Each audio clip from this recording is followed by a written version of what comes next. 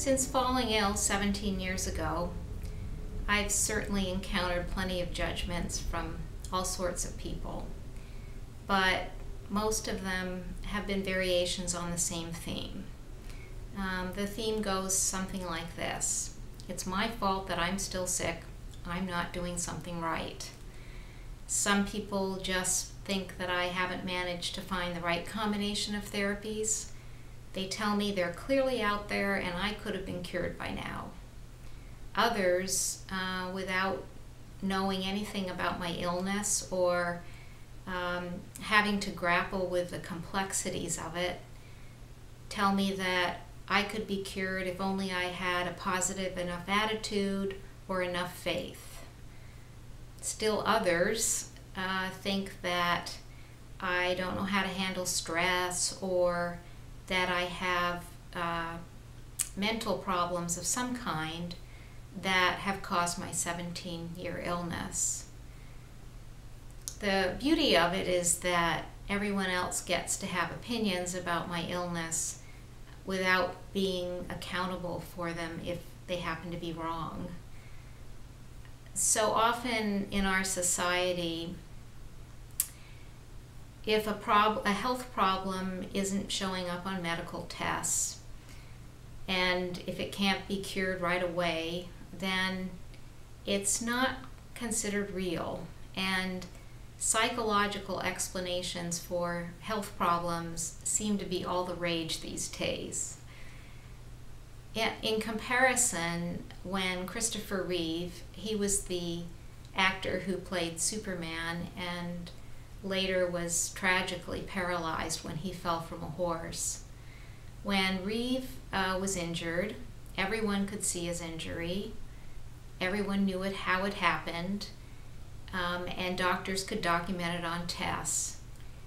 And no one would dare say to him that his paralysis was all in his head, or that stress had caused it, or that he remained paralyzed because he didn't have a positive enough attitude, or that he could get up and walk if he just put his mind to it.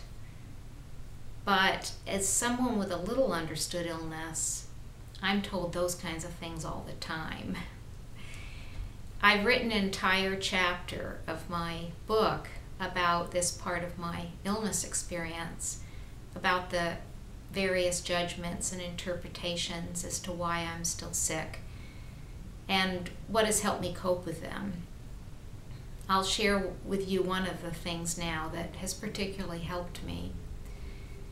It helped when I realized that it's unrealistic of me and even unfair to expect others to fully understand my illness experience. Because unless you've been so sick that you've had to live housebound for 17 years and been in severe pain and throwing up for years on end, sometimes reduced to hobbling around on a cane and teeth-chattering level pain, you can only understand my experience intellectually. This is inherently a limited form of knowing. I have friends who are sympathetic to my plight. They want to understand what I go through with my illness. But even after 17 years, most only grasp about 20% of my experience. If I were a healthy person in the same position, I wouldn't be able to understand this illness much either. Nevertheless, my friends and family can develop a degree of compassion and understanding by listening to the stories of sick people with an open heart and mind. And that helps me more than words can ever express. I wish that I had known this at the beginning of my illness. It could have saved me a heap of frustration and wasted energy waiting around for other people to understand what I'm up against. Thank you for taking the time to watch my video. I hope that you found it helpful.